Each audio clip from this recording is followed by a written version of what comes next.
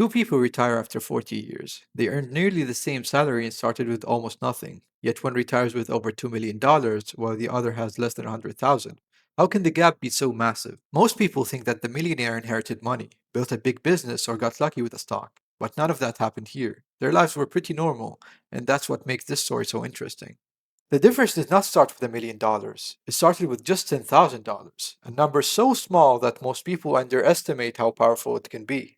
If you're still chasing your first $10,000, you've probably wondered, am I behind? Am I investing enough? Or why is my money growing so slowly? If you have ever felt that way, you're not alone. Almost everyone does. Here's the mistake that makes people quit. They expect that their first investment to change their life, then after months of saving, they see only a few $100 in gains. It feels slow and it feels disappointing, and that's when most people give up. But what if slow progress is normal? What if it doesn't mean investing is not working, but that you're at the hardest part? Because the first $10,000 was never meant to impress you. If your goal is to become wealthy, your first $10,000 might be your most important milestone. Not because it's life changing money, but because of who you become along the way. That's the part nobody talks about. People love showing $1 million portfolios in early retirement, but they rarely show the slow beginning, when you feel like you're failing. By the end of this video, you'll understand why investors remember their first $10,000 more than their first 100,000. And once you understand why, you'll never see investing the same way again. But first, we need to answer one question. Why is the first $10,000 so hard to reach, while every milestone after it seems so easy? Think back when you first started investing. You opened an account, put in some money, and you bought your first stock or ETF. For a moment, it felt like you were changing your future. Then a few months passed and almost nothing happened. You kept on adding money every month, maybe 100, 500, or even $1,000, but every time you checked your account, it barely grew. It felt like all your effort was disappearing into a black hole. That's when people start asking dangerous questions. Is investing even worth it? Should I spend my money now? These thoughts seem harmless, but they can destroy more wealth than bad investments. Building wealth is not hard because the math is complicated. It's hard because your brain wants rewards now, while investing rewards you later. Imagine planting a tree. You water it every week, but after months, you barely see any growth. You might stop watering it, not realizing the roots are growing underneath. Your first $10,000 works the same way. It might not look like much is happening, but underneath, you're building something bigger: good habits, patience, and the ability to ignore short term emotions. Reaching $10,000 is not just a financial milestone, it's a mental one.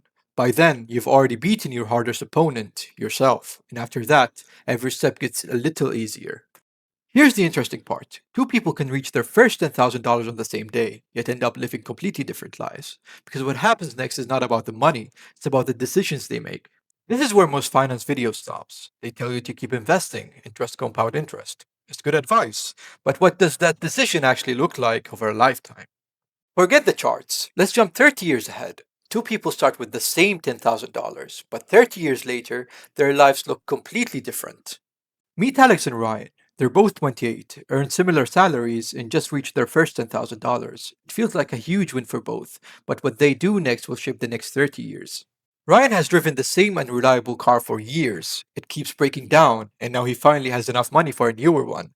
To him, it does not feel irresponsible, it feels deserved. Alex wants the same thing as Ryan. He'd love a newer car, nicer clothes, and less stress about money. But instead of spending it, he asks himself, what could this money become if I wait? Neither choice feels dramatic. Ryan is not making a crazy decision, and Alex is not making some heroic sacrifice. Most people would understand why Ryan bought the car, and that's what makes this so interesting. 1 year later, their lives still look the same. Ryan has a reliable car, Alex has a slightly bigger investment account. Right now, both choices seem perfectly reasonable. But here's the trap. People judge money decisions too early. They expect big results after 1 or 2 years, but wealth does not work that way. The biggest difference appears after years of waiting. 5 years later, Ryan is ready to replace his car again. Alex is not rich yet, but his investments have started making money on their own.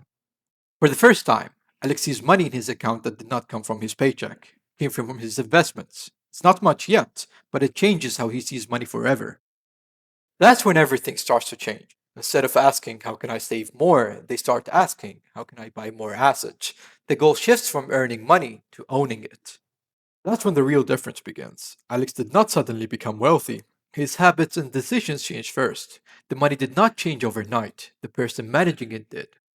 10 years have passed. Ryan and Alex are both 38. They've worked hard, built careers, and earned promotions. From the outside, they still look almost the same. You might even think Ryan is doing better. Ryan has nicer cars, takes more vacations, and enjoys his money. Alex lives below his means. He isn't flashy or trying to impress anyone. To most people, Alex actually looks behind. This is where many investors lose confidence. They look around, compare themselves to others, and wonder if they made the wrong choice. After all, what's the point of investing if life looks the same after 10 years? But here's what nobody sees. While Ryan's lifestyle keeps growing, Alex's investments are quietly growing too. His money is making more money, and the machine is finally starting to work on its own. Then something changes. Alex checks his investment statement and realizes his money is now doing almost as much work as he is. For the first time, it feels like he has a second employee.